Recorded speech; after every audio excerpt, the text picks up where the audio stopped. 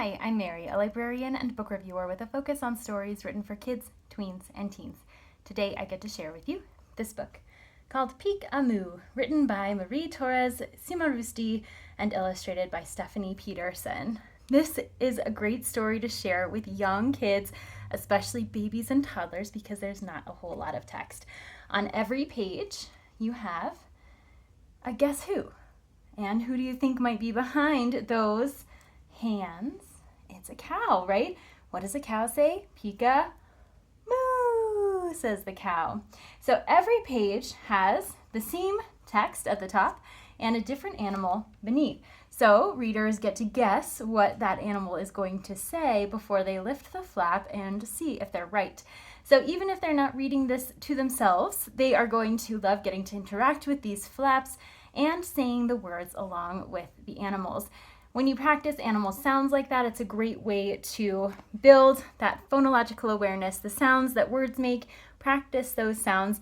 Even if the words themselves aren't ones that we use in everyday speech, the sounds are often repeated. So books like these are great for that early literacy, those early speaking skills for kids. This one in particular is printed on larger than average pages, so it's great for reading to a large group or reading at home. And when you do read at home, you get that interactive element with those flaps, which also helps with fine motor skills and coordination, which leads to writing abilities too. So this book, while it is fun in its design and its storytelling, it's also really educational and in a sneaky way too. So kids don't necessarily realize that they're learning so much as they're reading this book.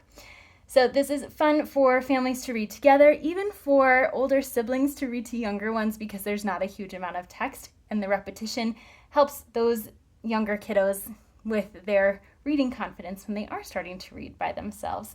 So lots of ways to utilize this book, and it really supports a lot of early literacy skills along the way. If this sounds like a great fit for you or for someone you know, I hope you look for it wherever you get your books.